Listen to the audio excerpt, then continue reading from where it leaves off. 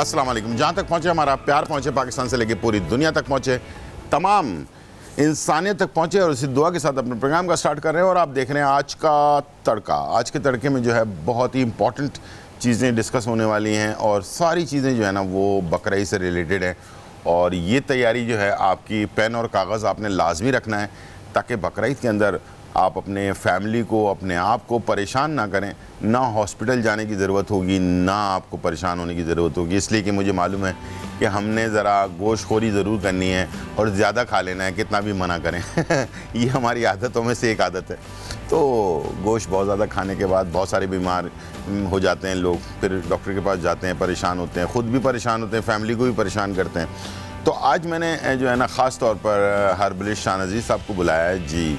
और अस्सलाम वालेकुम जी, कैसे हैं आप? खैरियत से? ठीक ठाक हैं? तो इनसे मैंने कहा कि भाई हम जो आज का मौजू रख रहे हैं वो बेसिकली बकरीद से पहले इसलिए रख रहे हैं ताकि ये कि आप लोग जो खुराक खाते हैं, बहुत ज़्यादा ओवर ईटिंग भी करते हैं, गोश्त बहुत ज़्यादा खा लेते हैं, यूरिक एसिड बढ़ जाता है, ब्लड प्रेशर हाई हो जाता है, शुगर का मसला हो जाता है, और भी बहुत सारे मसले मसाइल हो जाते हैं, पेट की गर्मी, बदहज़मी, डायरिया, बहुत सारी चीज़ें।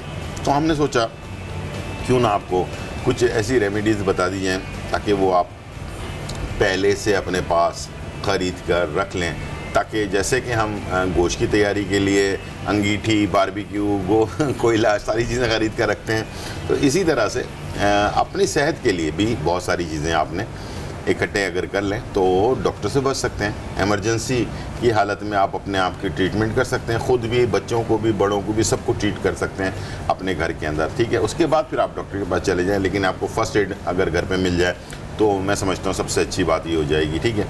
तो चलते हैं, आज हम जिक्र करते हैं कि होता क्या है बेसिकली, किस तरह से ये मसला जो है ना क्रिएट होता है, और उसके बाद फिर ये प्रॉब्लम बढ़ती जाती है जी।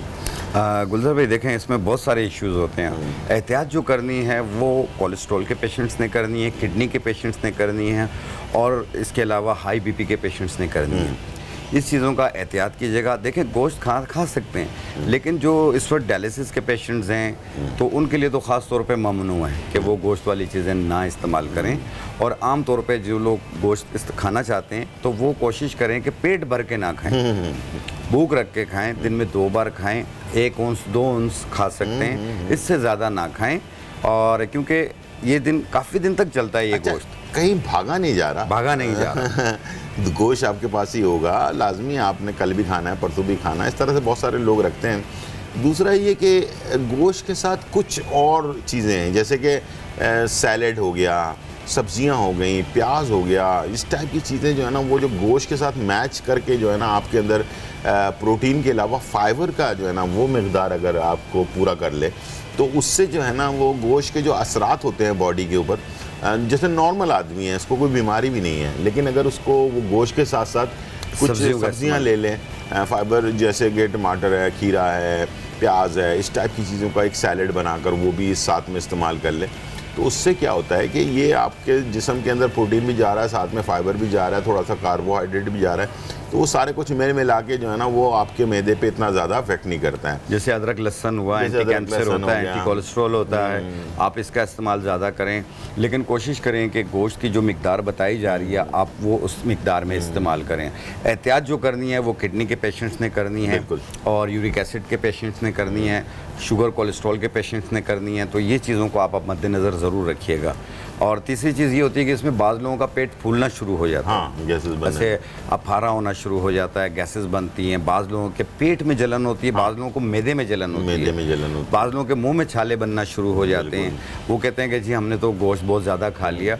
वो ज़ाहिर बात है, हर एक चीज़ की एक मिकदार होती है। बिल्कुल, जो मिकदार आपको हम बता रहे हैं 2 औंस बहुत होता है, बिल्कुल काफ़ी है एक वक्त के लिए। फिर उसके बाद आप रात में भी खाएंगे, फिर उसके अगले दिन भी खाएंगे, तो एक लिमिट पे रहें और उसमें नमक और इन चीज़ों का इस्तेमाल ज़रा कोशिश करें कि नॉर्मल हो। अच्छा, अगर मसाले जितने नॉर्मल होंगे उतना आपकी बीपी के लिए नुकसानदेह नहीं होगा जी। अच्छा, हमारे यहाँ जो चीज़ होती है वो रेड मीट जो ये सारे मसले का बायस बनती है, जैसे कि यूरिक एसिड हो गया, हाई ब्लड प्रेशर हो गया, पेट की गर्मी हो गई। अच्छा, 2 किस्म की चीज़ें हो जाती हैं, किसी को कब्ज़ हो जाएगा, किसी को जो है ना दस्त लग जाते हैं, डायरिया टाइप की चीज़ हो जाती है। तो ये 2 एक्शन है मुख्तलिफ, यानी कि बॉडी के ऊपर डिपेंड करता है, किसी को दस्त हो रहे हैं तो किसी को कब्ज़ हो रहा है। एक ही चीज़ से 2 चीज़ें भी हो जाती हैं, ठीक है, तो दोनों के अलग अलग इफ़ेक्ट होते हैं। तो रेड मीट जो हमारे यहाँ जो कुर्बानी में ख़ास तौर पर इस्तेमाल होता है वो सारा रेड मीट ही होता है, वो बकरे का गोश्त हो, गाय का गोश्त हो या ये हो। लेकिन बकरे का गोश्त जो है वो गाय के गोश्त से थोड़ा बनिस्बत वो गर्म नहीं होता, यानी कि बॉडी को इतना ज़्यादा वो नुकसान नहीं पहुँचाता। लेकिन गाय का गोश्त जो है वो ज़्यादा नुकसान पहुँचाता है, ओवर ईटिंग अगर आप कर लें तो। लेकिन दुनिया भर में ये सारी चीज़ें खाई जाती हैं, लेकिन उसको मियाना रवि के हिसाब से अगर आप उसको इस्तेमाल करेंगे तो वो आपको फ़ायदा ही करेगा, नुकसान नहीं करेगा। और इसमें एक चीज़ मैं बताना चाहूँगा कि हाइपरटेंशन के पेशेंट्स होते हैं, जो हाइपरटेंशन के पेशेंट्स होते हैं वो भी जो है वो बीफ का इस्तेमाल जो है वो नॉर्मल करें, ज़्यादा ना करें, ओवर ईटिंग ना करें, क्योंकि हाइपरटेंशन के पेशेंट को गैसेस बहुत ज़्यादा बनती हैं। और इसके अलावा IBS के पेशेंट्स होते हैं, उनके साथ भी यही होता है। ये एक नफ्सियात की एक किस्म होती है, IBS इरिटेबल बाउल सिंड्रोम कहलाता है ये। तो इसमें ये है कि या तो डायरिया शुरू हो जाता है या तो यूरिन चलना शुरू हो जाता है, गैसेस बनना शुरू हो जाती हैं, घबराहट, धड़कन तेज़ और किसी चीज़ में मुतमईन ना होना।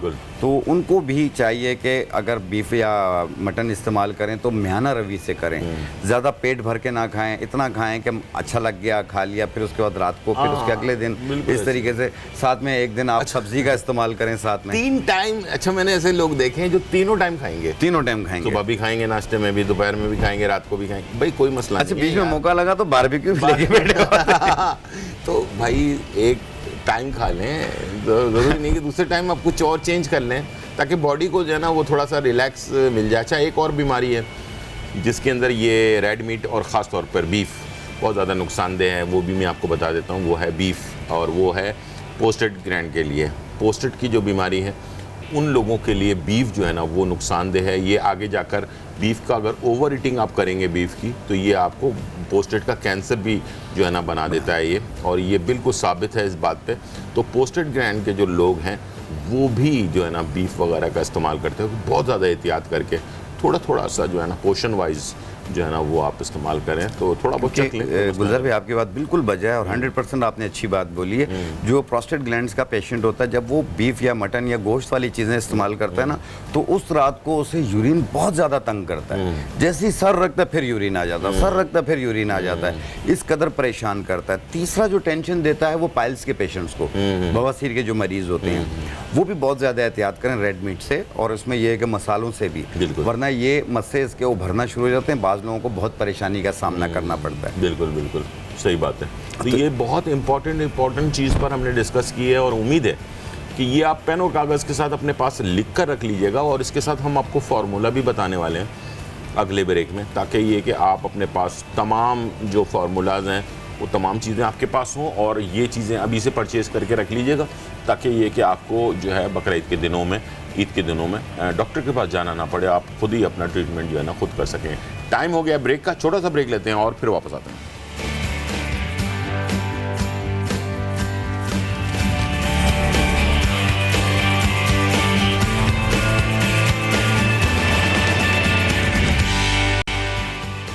वेलकम बैक नाज़रीन, और यहाँ जो है बहुत ही इंपॉर्टेंट चीज़ पर डिस्कस कर रहे हैं। उम्मीद है आपने पेन और कागज़ तैयार कर लिया होगा, और लिख कर रखें, अपने लिए भी फ़ायदा करें, दूसरों को भी फ़ायदा पहुँचाएँ, आगे तक मैसेज भी पहुँचाएँ, ताकि इसका सवाब भी आपको मिल सके। ठीक है, तो आज की सबसे पहले रेमेडी जो है हम बताने जा रहे हैं, और वो किस चीज़ के लिए है? वो है जो बहुत लोग बिस्यारखोरी यानी ज़्यादा खाना पीना करना, या आम तौर पे बाज़ लोग थोड़ा सा भी कुछ खाते हैं तो पेट फूलना शुरू हो जाता है, अफारा होना शुरू हो जाता है, यानी कब्ज़ भी रहने लग जाती है बाज़ लोगों का, या पेट का निज़ाम ख़राब हो जाता है, मैदे में जलन रहती है, गैसेस बहुत ज़्यादा बनती हैं, गैसेस की वजह से घबराहट भी फील होती है और पेट फूल रहा होता है। तो ये आप घर पर बना कर रखें, और हर खाने के बाद 1 चाय वाला चम्मच पानी के साथ लें, और 10 मिनट में रिलीफ पाएं इसका। ठीक है। और ये घर पे ही चीज़ें होती हैं ज़्यादातर। ये पहली चीज़ है सौंफ। ठीक है, ये इसका पाउडर है, सौंफ। इसका वज़न आपने लेना है 50 ग्राम, 50 ग्राम लेके। ठीक है।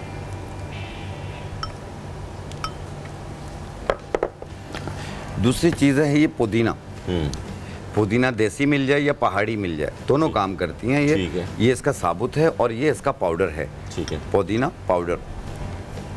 लेकिन आप इन सबको साबुत लेके एक ही मशीन में मिला के पाउडर भी बना सकते हैं। इसका वज़न भी आपने लेना है 50 ग्राम। ठीक है। यह है आंवला खुश्क। ठीक है। आंवला खुश्क, ये इसका पाउडर है। इसका वज़न भी 50 ग्राम ही लेना है। ठीक है, यानी कि 3 चीज़ें हो गई। 3 चीज़ें, एक तो और सौंफ ज़िंदगी हो गया। आसान।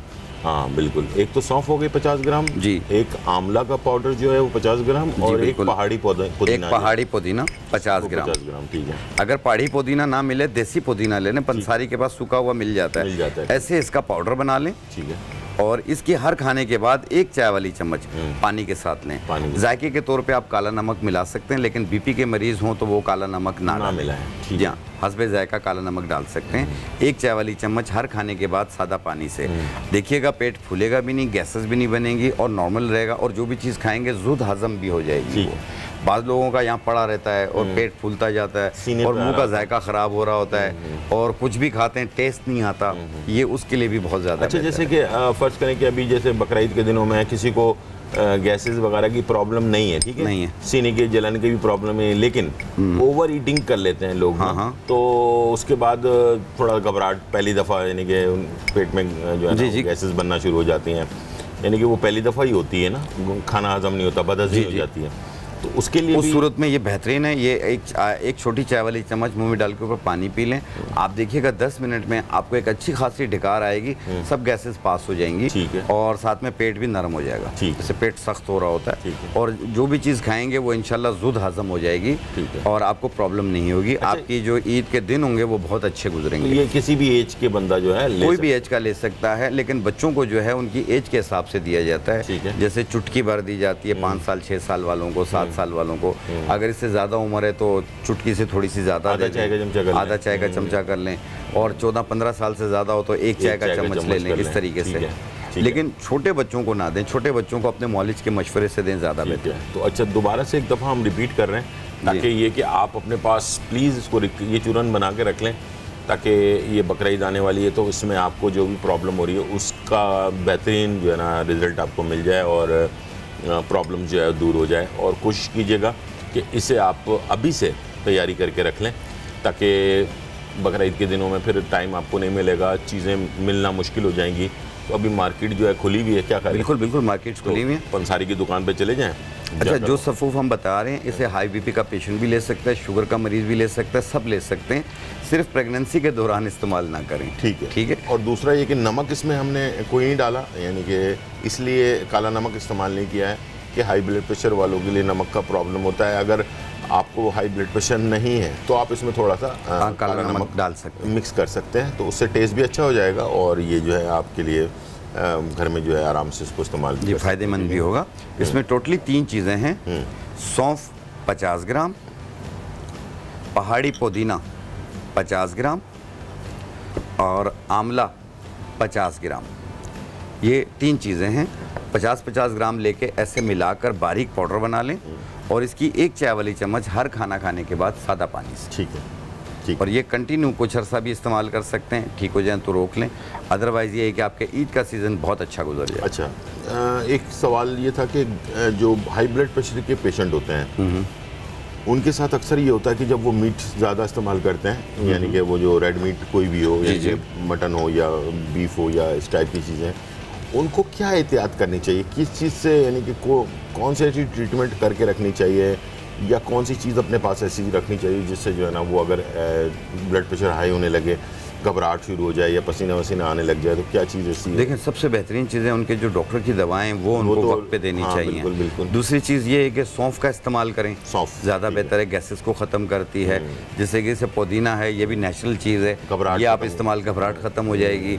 अगर आपको हिचकी शुरू हो जाती है, बाज़ों को हिचकी शुरू हो जाती है और वो कहीं कहीं दिन तक चल रही होती है, तो ऐसी सूरत में 4 पत्ते ताज़ा पुदीना के और 1 इलायची, सब्ज़ इलायची, इसे 1.25 कप पानी में डाल के जोश दे दें। एक जोश दे के उतार के ठंडा करके छान के आधा कप उसी टाइम पी लें, आधा कप 2 घंटे के बाद पी लें।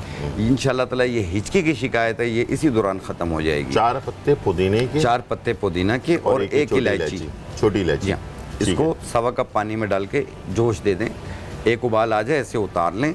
फिर जब ये ठंडा हो जाए, तो उसका आधा कप उसी वक्त पी लें, आधा कप 2 घंटे के बाद पी लें। ठीक। ये उनके लिए भी बेहतर है जिनको फूड पॉइजन की शिकायत रहती है, उनके लिए भी बहुत ज़्यादा बेहतर है। और जिनको हिचकी की शिकायत रहती है, जो दवाइयाँ खाने से भी बंद नहीं होती, आप ये करके देख लें इंशाल्लाह। ये मेरी ज़िंदगी का तजुर्बा है। शुगर पेशेंट होते हैं, डायबिटिक पेशेंट्स जो हैं, उनके लिए भी ये जो गोश्त होता है ये अच्छा नहीं होता है? नहीं, बिल्कुल अच्छा नहीं होता, बहुत ज़्यादा मिकदार में बिल्कुल नहीं अच्छा होता।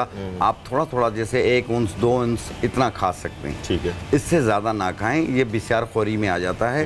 बहुत ज़्यादा प्रोटीन भी अच्छा नहीं होता, और ये ख़ास तौर पे किडनीज़ के पेशेंट के लिए भी बहुत नुकसानदेह, बीपी के पेशेंट और वैसे भी अपना कोलेस्ट्रॉल के लिए पेशेंट होते हैं उनकी तो वैसे ही किडनी कमज़ोर होती है, किडनी कमज़ोर हो जाती है, क्योंकि जब बीपी और शुगर अप एंड डाउन होता है तो उनका यूरिया, जिसे बन क्रेटिनाइन कहते हैं, और यूरिक एसिड और क्रेटिनाइन, ये अप एंड डाउन होना शुरू हो जाता है, जिसकी वजह से किडनी वीक हो जाती है। ठीक है। तो इसलिए अगर ऐसी कॉम्प्लिकेशंस हो, अपने फौरी मॉलिज से ज़रूर रब्ता करें। ठीक है। और कोशिश करें कि गोश्त की जो मिकदार मैं बता रहा हूँ, 1 औंस 2 औंस, ज़्यादा ही अच्छा लगा तो 2 औंस आप इस्तेमाल करें, इससे ज़्यादा ना करें। ठीक, एक दिन में?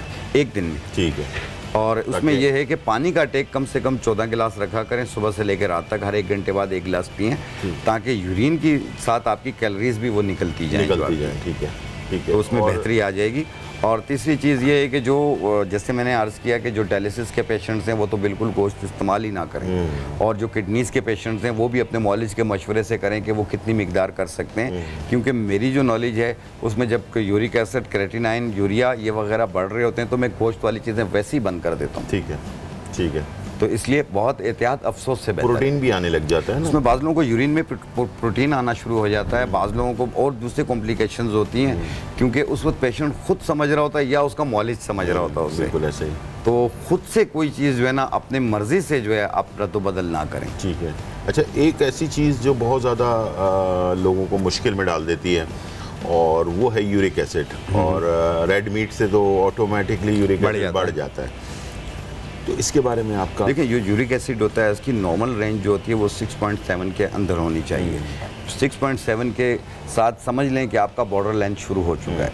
तो इसलिए आप कोशिश करें कि जब भी आपको यूरिक एसिड या यूरिया या क्रेटिनाइन बढ़ रहा हो, तो उस सूरत में आपने मीट का इस्तेमाल नहीं करना, आपने चने की दाल नहीं इस्तेमाल करनी है, लोबिया नहीं करना, टमाटर, पालक, मेथी, इन चीज़ों को अवॉइड करना है। और दूसरा ये है कि चावल जैसे होते हैं उसमें भी रेत होती है, जो कि पता नहीं चलती, हमारे अंदर जाती है, वो किडनीज में इन्फेक्शन पैदा करते हैं, जो कि यूटीआई का सबब भी बनते हैं। तो जिन लोगों का भी जैसे यूरिक एसिड अगर बढ़ रहा हो, तो वो 2 जड़ी बूटियाँ जैसे तुफ़्म करफ़स और सरफुका बूटी, ये दोनों आधी चम्मच 1 गिलास पानी में डालें और सुबह निहार पेट छान के वो पानी पी लें। एक टाइम रोज़ाना कम से कम महीना 1.5 महीना इस्तेमाल करें, और गोश्त वाली चीज़ें बंद कर दें, आपका यूरिक एसिड इंशाल्लाह कंट्रोल में आ जाएगा। ठीक है। वापस ब्रेक की तरफ जा रहे हैं, और वापस आने के बाद और भी जो बीमारियां हैं उसके बारे में बात करेंगे कि जिसके अंदर जैसे हेपेटाइटिस है, उनके लिए क्या एहतियात करने की ज़रूरत है। छोटा सा ब्रेक और फिर वापस आते हैं।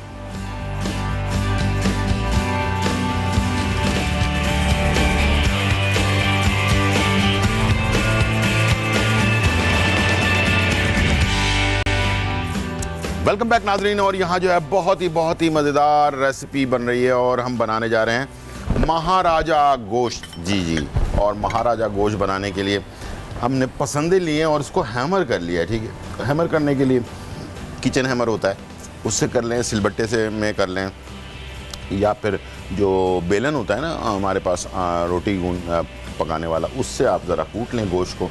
और अभी बकरा ईद में आपके पास जो गोश्त होगा उससे ये रेसिपी ज़रूर बनाएंगे। भुनी हुई से सिंपल सी रेसिपी होती है, लेकिन ये बकरा ईद पे लोग अक्सर जो है ना घरों पर मुख्तलिफ़ तरीक़ों से तैयार करते हैं। तो मैंने सोचा कि आपको महाराजा गोश्त जो है वो बनाना सिखाऊँ, और इंशाल्लाह मुझे उम्मीद है कि ये आप इंजॉय करेंगे। लेकिन ये एहतियात के साथ जो हम बात कर रहे हैं 2 ब्रेक तक, वो हमने यही बात की है कि गोश्त खाएँ, लेकिन मियां रवि के साथ खाएँ, इसलिए कि हमारे यहाँ ये सुन्नत भी है और हम ये फ़राइज़ अंजाम देते हैं। तो उसके बाद गोश्त जो है वो थोड़ा बहुत टेस्ट करना या खाना, या जो अपने फैमिली के साथ एंजॉय करना, ये अच्छी बात है। सब मिलकर जो है ना इसको खाते हैं, बात करते हैं। हमारे यहाँ थोड़ी सी आजकल हालात थोड़ी ठीक नहीं है, तो SOPs का ख्याल करते हुए जो है ना वो अपने जो है तमाम चीज़ों को, फ़राइज़ को अंजाम दें। और एक ज़रूरी चीज़ है और इसको लाजमी हमने करना है, लेकिन एहतियात साथ में ज़रूर करनी है, ठीक है जी। और एहतियात के ऊपर जब बात हो रही है तो मैं, हेपेटाइटिस एक ऐसी बीमारी है जिसके अंदर बहुत सारे मसले मसाइल होते हैं, तो मैं चाहूँगा कि हकीम साहब से हेपेटाइटिस के ऊपर भी बात करें, ठीक है जी। जी हकीम साहब। जी गुलजार भाई, जिनको भी हेपेटाइटिस की शिकायत है वो तो गोश्त पे बहुत एहतियात करें, ठीक है। जिस तरह एक उनसे इस्तेमाल कर सकते हैं, लेकिन अपने मौलिज का मशवरा भी जारी रखिएगा। और जिन लोगों को भी हेपेटाइटिस की शिकायत रहती हो तो वो मकोदाना और तुख्म कासनी आधी आधी चम्मच 1.25 कप पानी में डाल के जोश दे के कहवा बना लें। 1 कप सुबह किसी भी वक्त बनाकर पिएं, 1 कप शाम को किसी भी वक्त बनाकर पिएं, और ये कुछ अर्सा इस्तेमाल करें। इंशाल्लाह ये फैटी लिवर के लिए बहुत बेहतरीन है और मुंह की कड़वाहट को भी दूर करेगी, और जो फैटी लिवर यानी जिगर के गिर्द जो चर्बी आ जाती है ये उसे ख़त्म करने में मदद देती है, और हेपेटाइटिस के असरात को भी ख़त्म करने में मदद देती है। लेकिन ये 1-2 दिन इस्तेमाल नहीं करना, ये आपने कम से कम 2 महीने इस्तेमाल करना है। ज़बरदस्त। और ताकि ये कि आप महफूज रह सकें, और हेपेटाइटिस वाले हजरात जो हैं गोश्त से बहुत परहेज़ करें, इसलिए कि उनको सख्त मना होता है। गाय का गोश्त वगैरह खाना बहुत ज़्यादा मना होता है, बाकी गोश्त के लिए भी मना करते हैं, लेकिन ये है कि वाइट मीट वगैरह आप इस्तेमाल कर सकते हैं, लेकिन रेड मीट के लिए ख़ास तौर पर मना किया जाता है। और साथ में सब्ज़ियाँ जो है वो ज़्यादा से ज़्यादा, खीरा वगैरह जो है बहुत ज़बरदस्त है। मूली के सीज़न में खूब मूली खाएँ, मूली के पत्तों की चटनी बनाकर खाएँ, यानी कि दोनों चीज़ें, पत्ते भी और मूली भी, दोनों बहुत ही ज़बरदस्त होती है। तो इसके साथ साथ अपने मौलिज का जो आपका इलाज है उसको भी जारी रखें, और दवाइयाँ जो है ना ख़ास तौर पे लेते रहें, इसलिए कि जो हेपेटाइटिस का जो बैक्टीरिया है वो बड़ा ज़िद्दी होता है, इतनी आराम से जाता नहीं है। तो इसको आपने ख़त्म करने के लिए थोड़ी सी मेहनत ज़रूरी है, मुस्तकिल मिजाजी ज़रूरी है, ठीक है जी। यहाँ हमने जो पसंदों को हैमर कर लिया, उसके बाद ऑयल में मैंने पसंदें जो है वो डाल दी हैं। उसके साथ मैं जो चीज़ ऐड करने जा रहा हूँ वो है अदरक और लहसुन, ठीक है। और इसमें कोई प्याज टमाटर नहीं डलता है, ये सिर्फ गोश्त और लहसुन और साथ में थोड़े से मसालों में बनता है ये। इसमें एक चीज़ डलती है जो मेन है और जिसके अंदर उसकी खटास भी होती है, जो लींबू होता है वो, और साथ में थोड़ा तिल। जब ये आखिर में बन जाता है तो इसके अंदर तिल का इस्तेमाल होता है। ये बहुत ही मज़ेदार रेसिपी होती है, इंशाल्लाह आपको मज़ा आएगा उसको बनाने में। सबसे पहले अदरक लहसुन और गोश्त को डालकर इस पर ढकना लगा दिया आपने, ठीक है, और इसको आपने थोड़ी देर पकने छोड़ दिया। एक रेमेडी जो है ये और बता देते हैं हम, ताकि वो भी आप अपने पास लिख कर रख लें, वो भी बहुत इंपॉर्टेंट है जी। अगली रेमेडी हम किस चीज़ के बारे में बता रहे हैं? एक कोलेस्ट्रॉल, हाँ, जिसमें एचडीएल बढ़ जाता है और ट्राइग्लिसराइड, और ये भी तो बकरीद में बढ़ना ही है, बहुत ज़्यादा बढ़ जाता है जी, बिल्कुल। और कोलेस्ट्रॉल के पेशेंट सीने पे बोझ आना शुरू हो जाता है, घबराहट, बेचैनी रहती है। बाज़ लोगों को मैदे की तरफ पेन महसूस होता है, बाज़ लोगों को लीवर की तरफ पेन महसूस होता है। तो प्लीज़ अपने डॉक्टर का मशवरा ज़रूर जारी रखिएगा। हर दर्द को आप मैदा और जिगर का ना समझिएगा, बाज़ों का दिल के अमराज की वजह से भी ये होता है, ठीक है। तो इसलिए ये क्लियर कर लेता हूँ मैं। दूसरा एक और चीज़ क्लियर कर दूं मैं, वो ये कि उम्र, कोई उम्र की कैद नहीं है। आजकल 20, 22, 23, 24 साल में भी ये चीज़ हो रही है और बहुत शिद्दत से हो रही है। तो प्लीज़ अपने आप को यंग समझ के, या आप बहुत ज़्यादा दुबले पतले हैं, आप समझ रहे हैं कि मुझे तो कोलेस्ट्रॉल हो ही नहीं सकता, तो ऐसी टाइप की चीज़ पर बिल्कुल यकीन ना करें। दुबले पतले लोगों को भी हो सकता है, कम उम्र लोगों को भी हो सकता है, यंग बिल्कुल जवान लोगों को भी ये चीज़ हो सकती है, और कभी भी हो सकती है, और आगे जाके ख़तरनाक भी हो सकती है, ठीक है जी। तो ये ज़रूर बिल्कुल सही गुलजार भाई।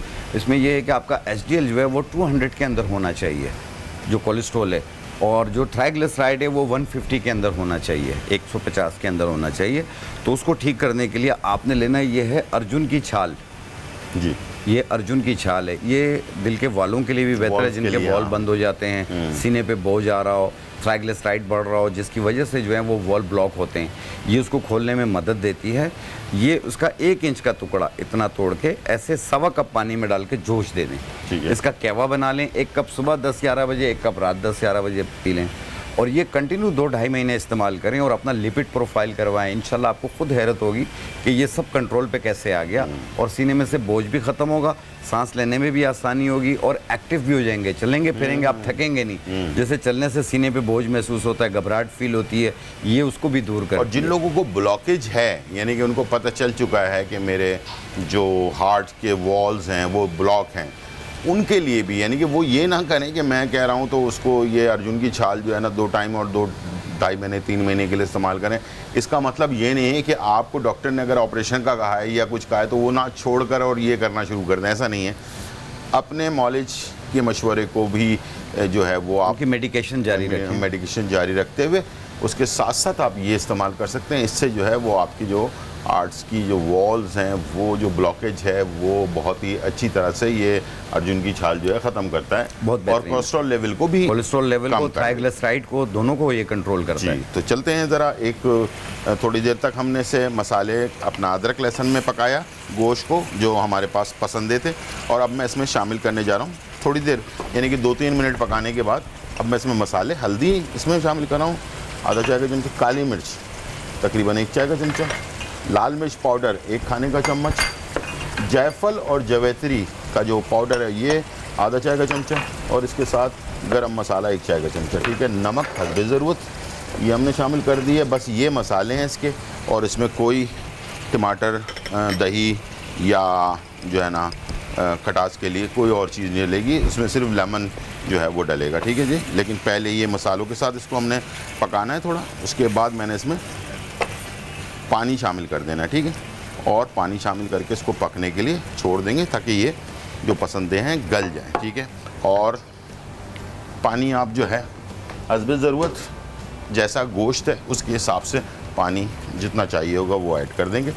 तकरीबन मैं इसमें 1 कप के करीब पानी ऐड कर रहा हूँ। ये जैसे बच्चे का गोश्त है तो ज़्यादा गलने में टाइम नहीं लगाएगा, तो इसको हमने ऐड कर दिया और उसको पकने के लिए छोड़ देंगे। आखिर में ये मेरे पास लेमन, इसमें लेमन जो है ना छिलके के साथ, यानी कि इसके स्लाइस कर दिया जाता है और उसको इसके साथ आखिर में शामिल कर देते हैं। आखिर में कीजिएगा ताकि लेमन की खुशबू भी बहुत अच्छी सी आएगी इसमें। और साथ में तिल जो है इसको हमने भून लिया है और इसको हम आखिर में गार्निशिंग में डाल देंगे और बहुत ही मज़ेदार रेसिपी बनती है ये महाराजा गोश्त। वापस आते हैं, बनाते हैं दूध दुलारी, ठीक है जी। छोटा सा ब्रेक और फिर वापस आते हैं। फ्राई महाराजा गोश्त अज्जा। गाय के गोश्त के पसंदे 1 किलो, अदरक लहसुन पेस्ट 2 खाने के चमचे, जायफल जावित्री वाला गरम मसाला 1 खाने का चम्मच, लाल मिर्च पाउडर 2 खाने के चमचे, हल्दी पाउडर 1 चाय का चम्मच, कबाब चीनी पाउडर आधा चाय का चम्मच, काली मिर्च कुटी हुई 1 चाय का चम्मच, तेल 4 खाने के चमचे, लीमू 2 से 3 अदद, तेल 1 कप, नमक हस्बे जायका। तरकीब: पसंदों को किचन हैमर से कूट लें।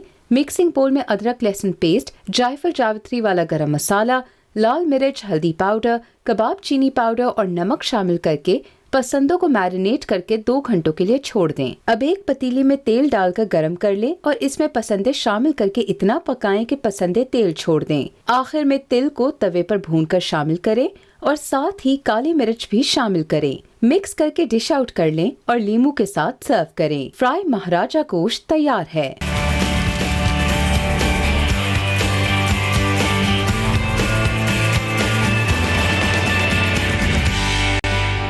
वेलकम बैक नाज़रीन। और यहाँ जो है महाराजा गोश्त तैयार हो रहा है और साथ में जो है ना मैंने जो है दूध, मेवा दूध जो है वो तैयार करना है, इसलिए कि ये मेवा दूध जो है ना ये बड़ा मज़ेदार चीज़ होती है। इसको जो है ना ठंडा करके बॉटल में, आपने अक्सर दूध वाले की दुकान पर जो है ना ठंडी बोतल आपने दूध की पी होगी, तो वो जो है उसको कहते हैं मेवा दूध, ठीक है। ये मैं बना इसलिए रहा हूँ कि जब आप बकरा ईद में ना गोश्त खाने वाले हों तो उससे पहले ये मेवा दूध आप पी लें या इसके खाने के बाद पी लें, तो उससे भी जो है ना आपके मैदे में जो है ना वो प्रॉब्लम जो होगी, तेज़ाबियत जो है ना वो नहीं होती है। मेवा दूध अगर आपने इस्तेमाल करना है, ठीक है। उसको बनाया कैसे जाता है, शुरू में हमने इसमें, और तमाम चीज़ें बड़ी हेल्दी सी हैं, और इसके अंदर दूध हमने शामिल कर दिया, ठीक है।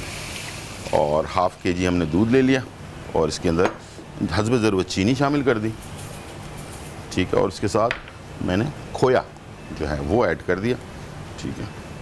और खोपरा जो होता है ये हमने इसमें ऐड कर दिया थोड़ा, और ये बादाम पिस्ता वगैरह जो है ना ये भी ऐड कर दिया। अच्छा, बादाम पिस्ते को इसमें पकाया जाता है, जो फ्लेवर होता है ना वो उसी वक्त आता है जब आप बादाम पिस्ते को और खोए को दूध के साथ पकाएं काफ़ी देर तक। उसके बाद आखिर में जो है इसमें हमने केवड़ा एसेंस जो है वो ऐड कर देना है और ये हमारा मेवा दूध तैयार हो जाएगा। इसको ठंडा कर लें। अब बॉटल में डालने की ज़रूरत नहीं है, बल्कि इसको आप किसी जग में ठंडा करके जो है ना फ्रिज में रख दें, और जब आपके मेहमान आ चुके हों ना तो आखिर में खाने के बाद गिलास में ठंडा ठंडा डालें इसे और मज़े लेकर इंजॉय करें। आपने अक्सर दूध वालों की दुकान पर वो ठंडे दूध की बोतल पी होगी, उसी को मेवा दूध कहते हैं और बड़ा मज़ेदार होता है वो, हेल्थ के लिए भी अच्छा होता है। और साथ में ये जो तेज़ाबियत, हम बहुत ज़्यादा हैवी खाना खाते हैं उसके बाद अगर इसको आप पियेंगे तो हेल्थ के लिए भी अच्छा होता है। एक रेमेडी हमारी रह गई है, चलते हैं जी हकीम साहब की तरफ। एक चीज़ बताऊंगा, जिस तरह अभी आपने दूध का बताया, ये जी जो मेवा दूध है जी, इसके पीने से वेट गेन नहीं होता, आपका कैल्शियम, विटामिन डी, ये चीज़ें पूरी होती हैं। हाँ, तो इसलिए आप दूध को एक मामूल बना लें अपनी ज़िंदगी में। बिल्कुल। और देखें अक्सर लोग गोश्त ज़्यादा खा लेते हैं या आम तौर पे भी खाने में उनको तेज़ाबियत के साथ बाज़ लोगों को पेट में जलन हो रही होती है, बाज़ लोगों को मैदे में जलन हो रही होती है, बाज़ लोगों के हाथ पांव जल रहे होते हैं। वो यही कहते हैं कि शायद मुझे गर्मी की शिकायत है, इस तरह भी कहते हैं। हाँ, ये और पसीना बहुत ज़्यादा आता है, गर्मी बहुत ज़्यादा फील होती है उनको, तो उसको ठीक करने के लिए। और दूसरा ये है कि मैदे में अगर जलन, तेज़ाबियत रहती हो या गर्मी की शिकायत रहती हो, हाथ पाँव जल रहे हों, तो उन दोनों सूरतों में आपने ये इस्तेमाल करना है तुख्म बलंगा। आपने 1 गिलास पानी लेना है, तुख्म बलंगा आधी चाय वाली चम्मच, ये है इसबगोल दाना, एक इसबगोल छिलका आता है जो सफ़ेद होता है, ये इसबगोल दाना है या इसकी मिकदार भी आपने लेनी है आधा चम्मच चाय वाला। और ये है गोंद कतीरा, गोंद कतीरा, इसकी तकरीबन ये एक इतनी मिकदार काफ़ी है। पाउडर बना के ले लें, पाउडर बना लें, ऐसे चूरा कर लें, कोई हर्ज नहीं, एक चाय वाला चम्मच डाल लें, ये एक ऐसे डाल लें और ये इसे कम से कम आधा घंटा रख लें, छोड़ दें। हाँ, अगर ऐसा नहीं कर सकते तो रात को भिगो दें, सुबह पी लें। ये इसे आधा घंटा रख लें, जब तक आप खाना खा लेंगे उसकी थोड़ी देर के बाद इसे शेक करके पी लें आप देखना जैसे ही पियेंगे आपकी तेज़ाबियत, जो जलन है, जो भारीपन है, पेट में जलन हो रही हो, पेट में आग लगी हुई हो, हाथ पाँव जल रहे हों, इसमें कमी आना शुरू हो जाएगी और थोड़ी देर के बाद मुस्तकिल ठीक हो जाएंगे। लेकिन इसे आप अपनी ज़िंदगी का मामूल बना लें कि जब भी खाना खाएं, शाम के टाइम में या किसी भी टाइम में, तो आपने ये एक बना के पी लें एक टाइम। इसमें यह है कि तेज़ाबियत भी दूर हो जाएगी और पेट की जलन भी दूर हो जाएगी, साथ में हाथ पाँव की जलन भी दूर हो जाएगी। अच्छा, ये मैं आपको रिकमेंड करूँगा, ये जो चीज़ अभी आपको बताई गई मैं दोबारा दोहरा देता हूँ, इसको हम दोहरा देते हैं। और मैं अक्सर इस्तेमाल करता हूँ निहार मुँह, ठीक है। जब भी मुझे कोई मैदे में तेज़ाबियत रहती है या मुंह में छाले वगैरह हो जाते हैं ना, तो इसको ख़त्म करने के लिए मैं इसको निहार मुंह जो है ना इस्तेमाल करता हूँ। रात में भिगो देता हूँ, सुबह इसको पी लेता हूँ। उसके बाद अगर मुझे जैसे पता होता है कि आज मैंने ज़रा थोड़ी सी हैवी चीज़ें खानी है तो ये मैं निहार मुँह ले लेता हूँ, आधे पौन घंटे के बाद नाश्ता कर लेता हूँ और उसके बाद ये पूरा दिन मुझे जो है ना बड़ा रिलैक्स करती है। तो उसको कोशिश करें कि दिन के टाइम में लें, ठीक है। सुबह निहार मुँह ले लें या दोपहर के टाइम ले लें, रात को टाइम कोशिश करें कि ना लें, ठीक है। कोशिश करें कि इसको दिन में ले लें, तो ये मैंने देखा है कि दिन में ये बहुत ज़्यादा फ़ायदा करती है। और दोबारा से इसको रिपीट कर देते हैं, ठीक है जी हकीम साहब। जी गुलजार भी, इसमें हमने डाला तुख्म बालंगा आधी चम्मच, इसबगोल दाना ये भी आधी चम्मच और गोंद कतीरा 1 टुकड़ा, अगर पिसा हुआ हो तो आधी चम्मच ले लें। इस तरीके से 1 गिलास पानी में डाल लें। आप देखना ये आस्ते आस्ते फूलता जा रहा है, देखें। अच्छा, ये गोंद कतीरा भी आस्ते आस्ते फूल जाता है, मेल्ट हो जाता है इसमें, ठीक है। और इसकी तासीर जो है वो ठंडी होती है और एंटी गैस है, एंटी तेज़ाबियत है। ये मुंह के छालों के लिए भी बहुत ज़्यादा बेहतर है, हाथ पाँव की जलन के लिए भी बेहतर है, अगर आपको गर्मी बहुत ज़्यादा फील होती हो ये उसके लिए भी बहुत बेहतर है। ये अक्सर लोग कहते हैं ना कि यार वो मैदे में गर्मी हो रही है, और गर्मी होती इसीलिए मैदे के अंदर है कि हम बहुत ज़्यादा ओवर ईटिंग जब करते हैं या गोश्त ज़्यादा खाते हैं तो उस वक्त ये प्रॉब्लम बढ़ जाती है, ठीक है। तो उन लोगों के लिए ये लाजमी ख़रीद के रख लें। तुख्मलंगा जो है ना, आपको तुख्मलंगा जो है ये मिल जाता है मार्केट में बहुत सस्ता, जो है ना, ये अपना क्या नाम है इसबगोल दाना, ये जो है ये भी आपको मिल जाएगा, बहुत ही आराम से, सस्ता भी होता है, ये भी आराम से आपको आसानी से मिल जाएगा। और तीसरी चीज़ जो है इसके अंदर वो गोंद कतीरा, इसको ले लें, इसका पाउडर बना लें, ठीक है। ये सारी चीज़ें आपको पंसारी की दुकान से मिल जाएंगी, ये सारी चीज़ें लेकर रख लें प्लीज़। मैं बार बार कह रहा हूँ कि बकरीद के दिनों में अपनी फैमिली को परेशान ना करें, क्या ख्याल, ख़ुद भी महफूज रहें, अपने फैमिली को भी महफूज रखें, ताकि ये कि ये सारी चीज़ें आपके पास होंगी तो आराम से आप जो है ना अपनी लाइफ इंजॉय कर सकते हैं, ठीक है जी। और डॉक्टर के पास जाने की ज़रूरत नहीं। गुलजार भी एक चीज़ बता दूंगा, इसे डायबिटिक पेशेंट भी ले सकता है, इसे हाई बीपी का पेशेंट भी ले सकता है, हेपेटाइटिस का पेशेंट भी ले सकता है। ये ठंडी चीज़ें, और दूसरा ये है कि ना इसमें कोई मिठास है ना इसमें कोई नमक है, हाँ, सब इसे इस्तेमाल कर सकते हैं। ना मीठा है, ना खट्टा है, ना कुछ और है, बाकी बिल्कुल नॉर्मल चीज़ है, ठीक है जी, उसको आप वो करें। और यहाँ मेरे पास दूध जो है ये बॉइल्ड हो रहा है, जितना इसको धीमी आंच पे पकाएंगे, थोड़ा गाढ़ा करेंगे, जैसे वाइटनेस ख़त्म होकर हल्का सा इसमें पीलापन आना शुरू हो जाएगा दूध के अंदर, तो समझ लें कि ये दूध आपका फाइनली तैयार है। इसके अंदर थोड़ा सा हमने केवड़ा एसेंस ऐड कर देना है, तो इसकी खुशबू जो बहुत अच्छी सी होती है केवड़ा एसेंस की, जो है ना, ये लास्ट में डालिएगा जब ये गाढ़ा हो जाए, ठीक है। उसके बाद इसको ठंडा कीजिएगा, ठंडा करने के बाद इसे इस्तेमाल करें। ये भी मैंने आपको ऐसी चीज़ बता दी है कि जो आपके हेल्थ के लिए ज़बरदस्त है। दूध और दही का इस्तेमाल तो लाजमी रखें, घर पे लाजमी आपके पास होना चाहिए। छाछ बहुत अच्छा काम करती है। खाने पीने की चीज़ें बता देता हूँ। छाछ हम अगर मार्केट से नहीं मिलता है तो आप घर पर बना सकते हैं। छाछ 2 टेबल स्पून आपने ये एक बड़े वाले जग में ना 2 टेबल स्पून आपने इसमें दूध डाला, 2 टेबल स्पून इसमें आपने दही डाला और इसको ग्राइंडर मशीन में खूब चलाएं। ये पानी बन जाएगा वाइट कलर का पानी, और इसको ठंडा करके जो है ना ये दिन में 3-4 दफ़ा लगातार खुद भी पिएं, बच्चों को पिलाएं, कुछ है नहीं है तब भी पिएं। ये बेहतरीन है इस मौसम के अंदर, जो अभी आजकल गर्मी का मौसम है। ये आपके मैदे को ठंडा रखेगा, आपकी सेहत अच्छी रखेगा और ज़बरदस्त लाइफ जो है गुजरेगी इंशाल्लाह, मुझे उम्मीद है। और सस्ती की सस्ती है, हेल्दी की हेल्दी चीज़ है, और भी बहुत सारी चीज़ें हैं। सबसे चीज़ें आपके साथ शेयर करेंगे, लेकिन टाइम हो गया ब्रेक का, छोटा सा ब्रेक और फिर वापस आते हैं। मेवा दूध अज्जा, दूध आधा किलो, खोया आधा पाव, चीनी आधा कप, केवड़ा एसेंस चंद कतरे, ड्राई फ्रूट आधा कप। तरकीब: पैन में दूध और चीनी को इतना पकाएं कि चीनी हल हो जाए। अब इसमें खोया और ड्राई फ्रूट शामिल करके गाढ़ा होने तक पकाएं। अब इसमें केवड़ा एसेंस शामिल करके मिक्स कर लें और उतार कर ठंडा कर लें। आमेज़ा ठंडा हो जाए तो सर्व करें।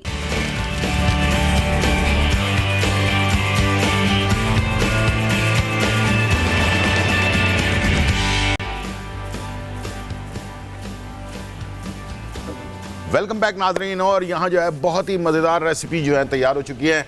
महाराजा गोश्त जो है तैयार हो चुका है, और इसकी ज़रा करीब से मैं इसको आपको दिखा देता हूँ। इसकी शक्ल जो देख लें, बहुत ही भुना हुआ मज़ेदार सा ये गोश्त जो है ना आपने तैयार करना है बकरीद पे।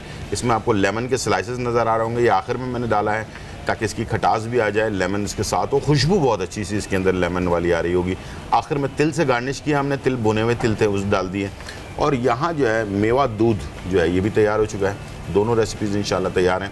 और मैं चाहूँगा कि ये जो रेमेडी है ना ये लाजमी हम दिखा दें, ये वाली जो हमने बनाई थी, ये हाँ, इसको हिला के भी दिखा दें। फूलने के बाद ये देखें कैसे, फूलने के बाद ऐसी हो जाती है। तुख्मलंगा इसमें हमने डाला है, इसमें तुख्मे बलंगा आधा चाय का चमचा, और इसबगोल दाना ये भी आधा चाय का चम्मच, और आधा चम्मच हमने गोंद कतीरा डाला इसमें। ऐसे करके रख लें आप, ऐसे ये फूल जाएगा और इसे शेक करके आप पिएं। इंशाल्लाह आप देखिएगा कि ये जिगर मैदे मसाने की गर्मी को भी दूर करेगी, तेज़ाबियत भी दूर करेगी, हाथ पाँव की जलन भी दूर होगी। ये मेरे पास होता है घर पे, मैं लाजमी इसको रखता हूँ। और जब भी मेरे मैदे में कोई गर्मी होती है या छाले वगैरह बनते हैं इसलिए कि तेज़ाबियत वगैरह होती है, तो मैं लाजमी इस्तेमाल करता हूँ। और ख़ास तौर पर मैं निहार मुँह कर लेता हूँ ताकि पूरा दिन मेरा बड़ा अच्छा गुजर जाता है। दूसरा ये कि दोपहर के टाइम पर कर लें, रात को ना कीजिएगा। रात को मैंने इस्तेमाल किया, इससे प्रॉब्लम होती है रात में थोड़ा, तो आप कोशिश करेंगे इसको दिन में इस्तेमाल कर लें। और सुबह के नहार मुँह करें तो बहुत अच्छा, पूरा दिन आपका बड़ा सुकून में गुजरेगा। आपको पता है कि आज मैंने बारबेक्यू खाना है, आज मैंने ये खाना है, वो खाना है, तो पहले से अपने आप को तैयार करके रख लें। ये ठंडा कर देता है मैदे को फौरी तौर पर ना, जैसे कि आपके मैदे में गर्मी हो रही है उस वक्त अगर आपने इसको इस्तेमाल किया तो बहुत अच्छा है। तो ये थी आज की हमारी रेमेडी। और जी कोई चीज़ जाते जाते कहना चाहें? देखें, अपना बहुत ज़्यादा ख्याल रखें, गोश्त खाएं लेकिन म्याना रवी से इस्तेमाल करें। और इसके अलावा जिस तरीके से हमने अभी ये पेट के अमराज के बारे में बताया, आप इसे भी फॉलो करें। अपने डॉक्टर का मशवरा भी जारी रखें। देखें, ख़ास तौर पे दिल के अमराज होते हैं, गुर्दे के अमराज होते हैं, या आपके साथ कोई भी कॉम्प्लिकेशंस बहुत ज़्यादा हो रही हों, तो अपने मौलिज का मशवरा ज़रूर जारी रखिएगा, अपने पड़ोसी का मशवरा मत रखिएगा। बहुत शुक्रिया भाई हमारे शो में।